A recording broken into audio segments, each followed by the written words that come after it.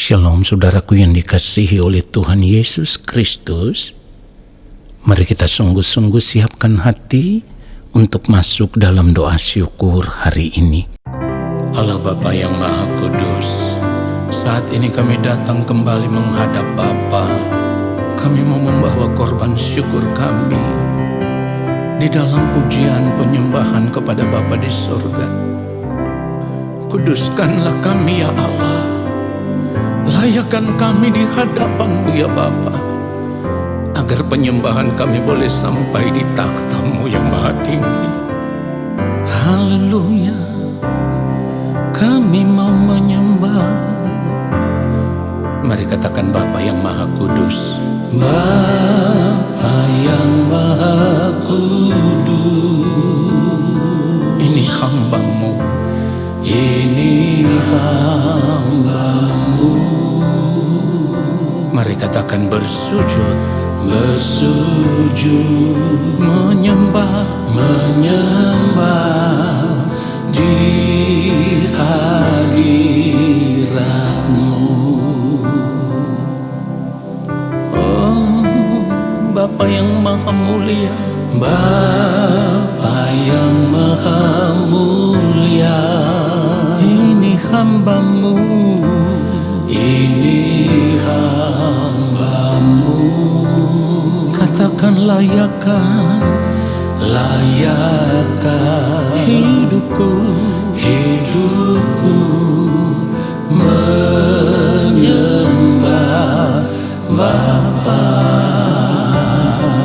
Ku bawa korban syukur, ku bawa korban syukur di dalam penyembahan, di dalam penyembahanku. Kiranya kan menjadi, katakan penyembahan, penyembahan yang menyenangkan-Mu. Yes Lord, kami mau menyenangkan Bapa.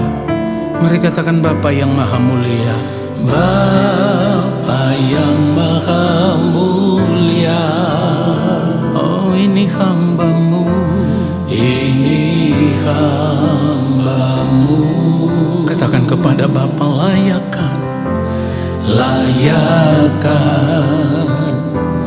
hidupku menyembah Bapa. Ku bawa korban syukur, ku bawa korban syukur. Haleluya, di dalam penyembahanku. Kiranya kan menjadi penyembahan yang menyenangkan-Mu. Ku bawa korban syukur, korban syukur. Yes Lord, di dalam penyembahanku. Kiranya kan menjadi penyembahan yang menyenangkan-Mu. Mari katakan sungguh-sungguh ku bawa korban syukur, ku bawa korban syukur, korban syukur di dalam penyembahanku.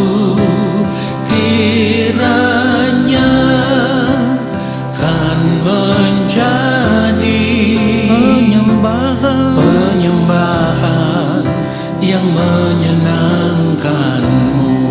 Penyembahan yang menyenangkan. Katakan penyembahan yang menyenangkan-Mu. Inilah korban syukur kami ya Allah. Kiranya itu boleh menyukakan dan menyenangkan hatimu. Haleluya. Mari kita berdoa. Yang Maha Kudus, Allah Bapa kami yang kami sembah di dalam Tuhan Yesus Kristus, saat ini kami ada di hadapan-Mu ya Bapa. Kami mau duduk diam di kaki-Mu. Kami mau menanti-nantikan Engkau berbicara bagi kami, menyampaikan isi hati-Mu kepada kami. Lalu Roh Kudus ajar kami untuk mengerti setiap kebenaran firman yang kami dengar. Dan kami mau berjuang di sepanjang umur hidup kami. Kami mau hidup seturut dengan firman-Mu. Urapilah hamba-Mu ya Tuhan, supaya apa yang hamba sampaikan, itulah kebenaran yang Engkau kehendaki. Di dalam nama Tuhan Yesus Kristus kami berdoa. Amin. Saudara yang dikasihi oleh Tuhan Yesus Kristus, di dalam menjalani hidup sebagai orang percaya, kita harus tetap sadar, kita harus tetap ingat, Allah itu punya tatanan, Allah itu punya aturan, yang artinya kita tidak boleh hidup di luar dari tatanan Allah. Kita tidak boleh hidup melanggar aturan Allah. Kalau kita mengaku diri sebagai orang Kristen atau orang percaya, tidak ada artinya kita mengaku diri sebagai orang Kristen atau orang percaya kalau di dalam perjalanan kehidupan kita selalu melanggar tatanan Allah, atau kita selalu melanggar perintah-perintah Allah. Apa yang menjadi aturan Tuhan kita langgar. Ini namanya kita selalu memberontak kepada Allah.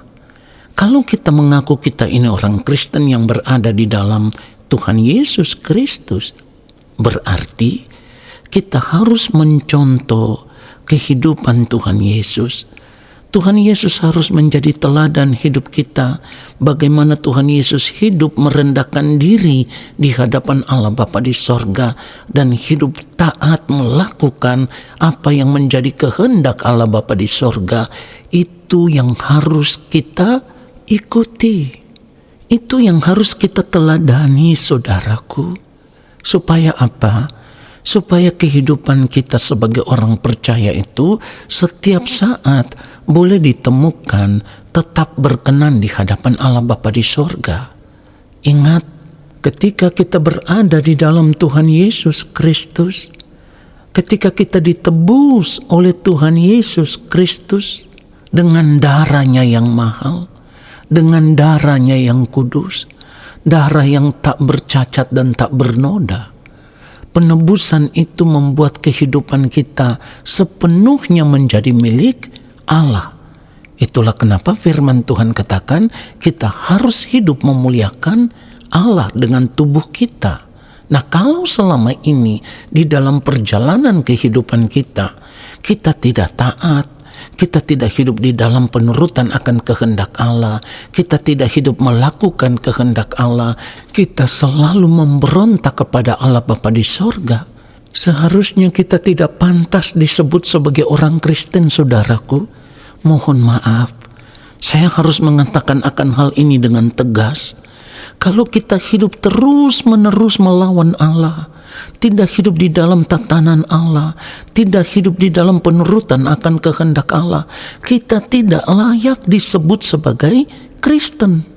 Karena percuma, saudaraku, kita mengaku diri sebagai orang Kristen, tetapi kalau kita menutup mata dan hidup kita ditemukan tidak layak di hadapan Allah karena kita tidak pernah hidup menuruti perintah-perintah Allah, toh pada akhirnya akan terbuang juga ke dalam api neraka. Jadi apalah artinya kita hidup sebagai orang Kristen atau orang percaya, tetapi nanti di ujung kehidupan kita akan terbuang ke dalam api neraka. Dan kalau sampai ini yang terjadi di ujung kehidupan kita nanti, saudaraku, saya harus katakan, tidak ada satu bencana apapun yang lebih tragis dari keadaan itu, saudaraku. Orang-orang yang akan terbuang ke dalam api kekal, itu keadaannya tragis sekali. Dan bagi saya itu sangat mengerikan. Kenapa saya katakan sangat mengerikan? Seperti yang sudah berulang kali saya katakan, ingat, api neraka itu tidak pernah padam, saudaraku. Itulah sebabnya firman Tuhan menggambarkan keadaan ini dengan satu kalimat, di sanalah akan terdapat ratap dan kertak gigi. Saudara perhatikan itu. Kalau sampai ditolak oleh Tuhan, ini mengerikan sekali.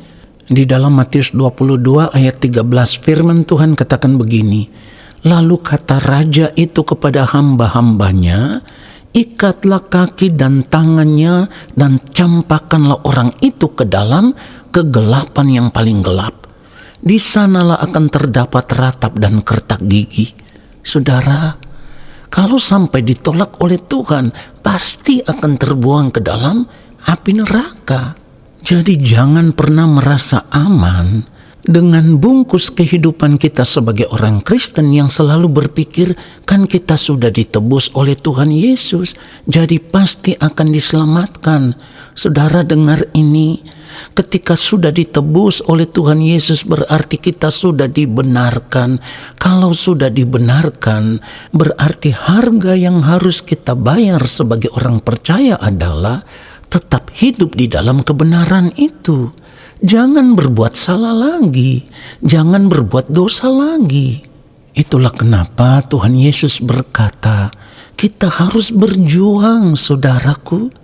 Di dalam Lukas 13, ada seorang yang bertanya kepada Tuhan Yesus, Tuhan, sedikit sajakah orang yang diselamatkan? Saudara perhatikan apa yang Tuhan Yesus jawab.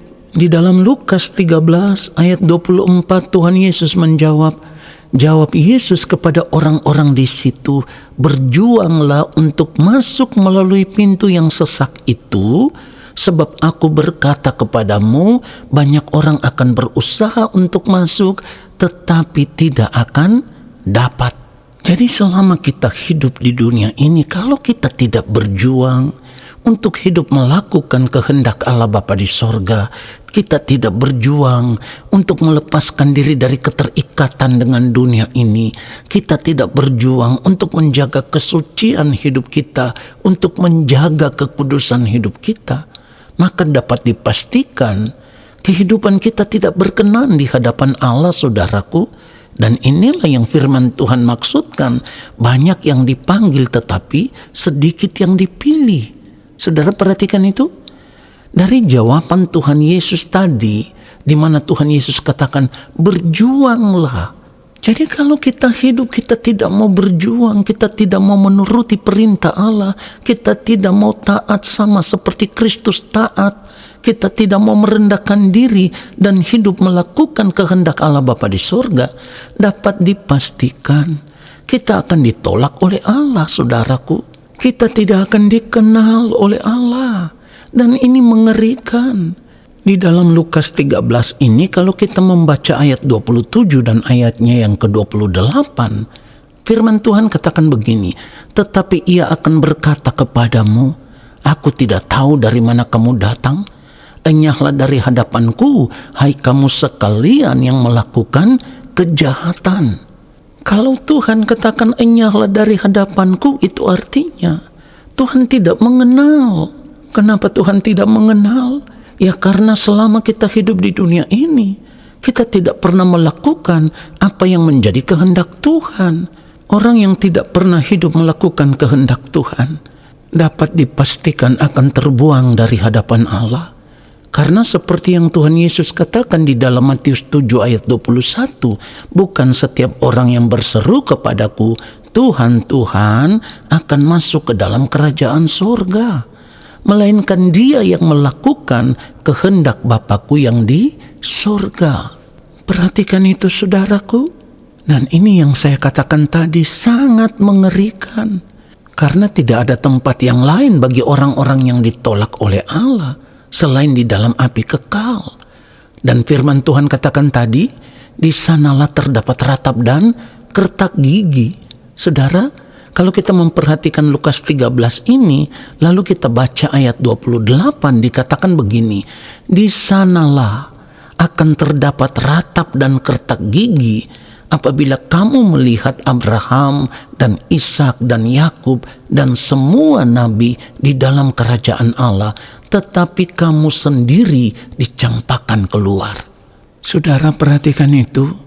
Jadi saya harus katakan dengan sangat tegas, kalau hari ini engkau tidak mau bertobat, belum tentu masih ada hari esok untukmu. Dan kalau besok sudah tidak ada kesempatan untuk bertobat karena engkau sudah dipanggil oleh Tuhan, maka hidupmu akan binasa di kekekalan. Jadi kalau hari ini engkau masih menghirup nafas hidup yang Tuhan berikan, ambillah keputusan untuk berubah. Jangan berbuat dosa lagi. Hidup benar, hidup suci, hidup kudus. Matikanlah di dalam dirimu setiap keinginan yang masih menguasai hati dan pikiranmu. Hawa nafsu diri yang masih ingin menikmati dunia ini dengan segala kesenangannya. Tanggalkan itu semua. Kembalilah kepada Tuhan. Hidup takut akan Tuhan. Hidup hanya untuk mengabdi kepada Allah sebelum engkau menutup mata.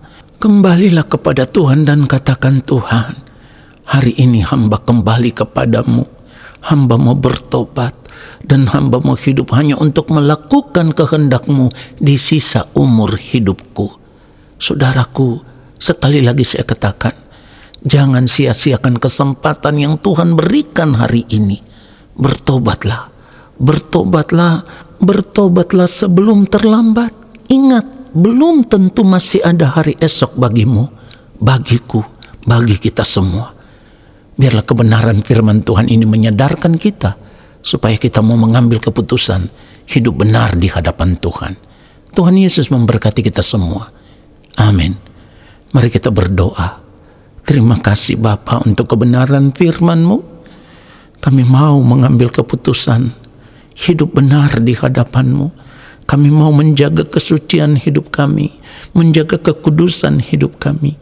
Kami mau berjuang untuk hidup di dalam penurutan akan kehendak-Mu, hidup melakukan kehendak-Mu, dan tidak berbuat dosa lagi. Kami mau hidup benar di hadapan-Mu ya Bapa.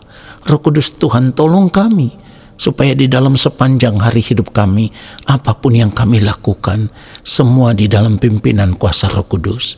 Terima kasih Bapa, untuk kebenaran firman-Mu yang sudah memberkati kami.